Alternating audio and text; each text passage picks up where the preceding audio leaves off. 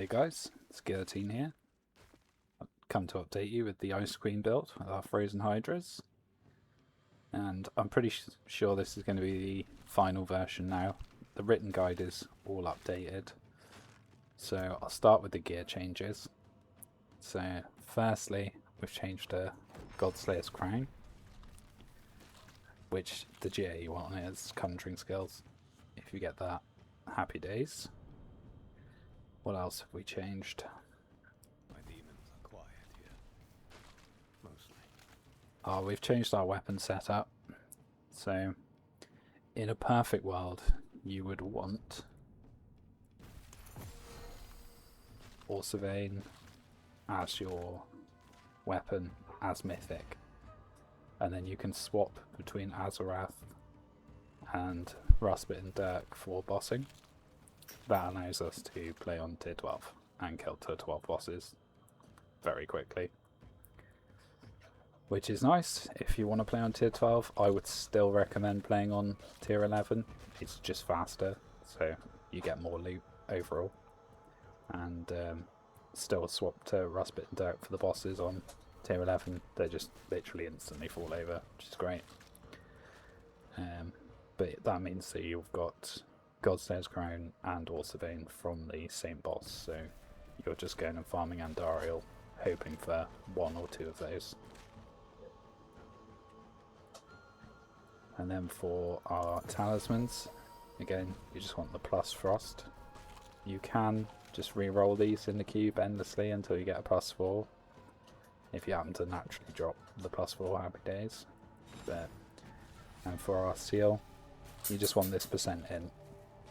If you drop it with something useful, it's just, that's not, you know, I've dropped like hundreds of, well, probably thousands of seals now this season, and that is the best one I have found.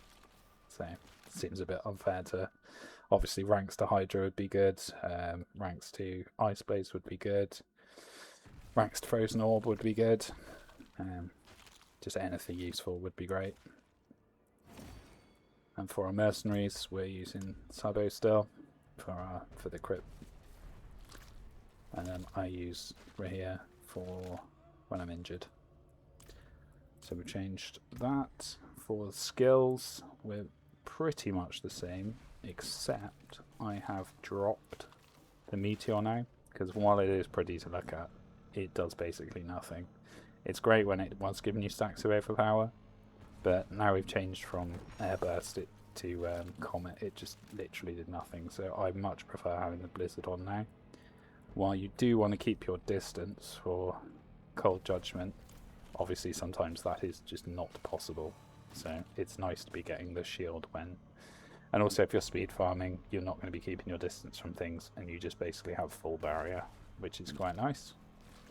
I have been starting to mess around, my gear is quite good now, so I'm starting to mess about with things.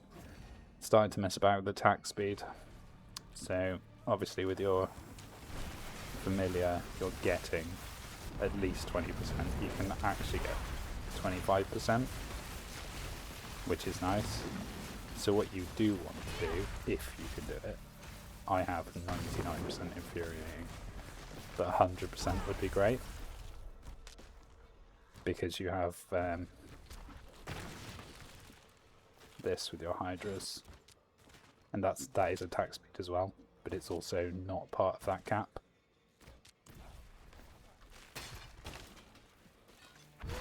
So it's a cap above, so basically you can get your Hydras to 150% attack speed if you have 100% attack.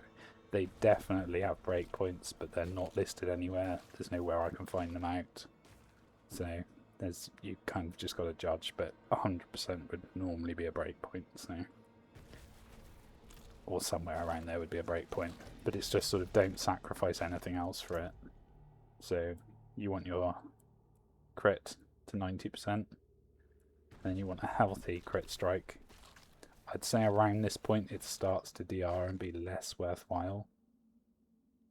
And then vulnerable damage is great, because every time you come across an unstoppable enemy, that is your main source of damage. So I'm playing with amulets at the minute with the, what's it called? tuning prism. There's two you want basically. I can't really tell which one's better, they both feel the same to me. But your conjuring damage making things vulnerable is great, but it's the dealing 30% damage to vulnerable enemies that's great, because that's unstoppable enemies as well. And there's also one that just does 30% cold damage, and makes all your cold damage make them vulnerable, which is also really good. So I'd use one of those two. I did obviously drop exploiters, and I genuinely couldn't feel any difference with we still freeze things really quickly. So it's it felt nice originally, but I think we've got to a point now where we've changed so much stuff around that we don't really need it anymore. But again, your mileage may vary. If you don't have this, by all means just put exploiters on there until you get a good Godslayers. The damage multiplier is good. It's not much different between this and the normal one. I mean, the normal one's 10%. This is 13. It's not crazy. So you can get a decently rolled one. And if you are struggling for the mats to re-roll things, guys, one of the best farms in the game currently, if not the best, is escalation sigils. They don't take very long. You pretty much want on there, well, to get started actually all you need is these three, so you would just rush these three. So once you get this one, every end you get 2 additional balls, so you can pick the best option, which would either be gems, gold, obols, because then you can just re-roll for GG gear, because you can get 25k. Like they escalate as well, so when you get to the 3rd dungeon you get like 15,000 obols from that one if you get obols, or if it's gold you get like 200,000-300,000 gold, so that's nice. But there's also materials in there, which is crazy if you get to like tier, well, it's crazy actually at like the first one, but if you get to the end it's really silly how many materials you get. And then after that, if you want to continue going with it, just that point is good.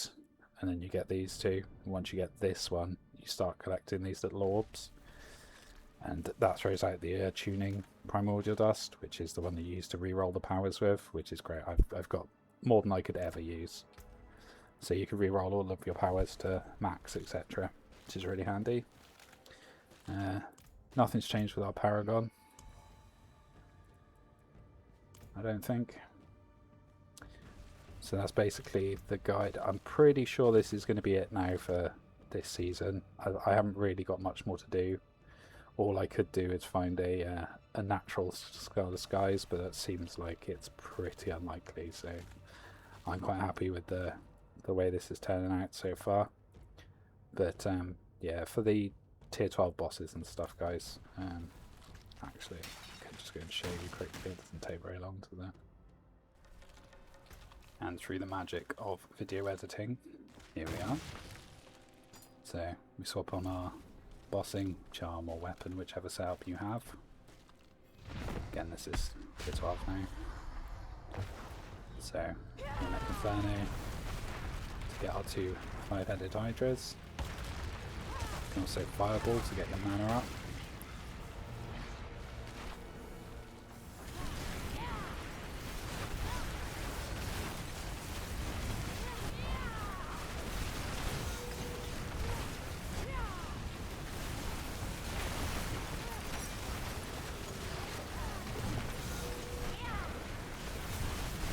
Sure to have your 5-headed Hydras up and everything for your burst window, which is the stagger.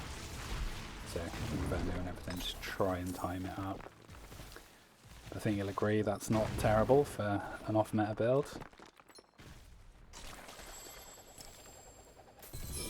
But yeah, any questions, guys, just feel free to ask.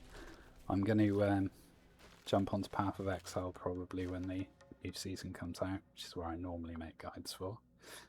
But next season I'll be back with this, don't you worry about that. I'll have you covered. I will try and do a starter one, but to be honest you can't really play this to level, so I will probably just do Blizzard to level because I quite like it. It's easy. And then from next season we'll jump on this. Hopefully Sorceress will get some love and will be much more powerful. But I hope you enjoy the changes, guys. I find Azeroth quite fun, to be honest. But you can absolutely speed through tier 11. You can speed through tier 12 as well. It's just a little bit rippy and it's just a little bit slower. I just don't feel it's worth it personally. But again, each to your own. Play what you like. And I'll catch you soon, guys. Cheers.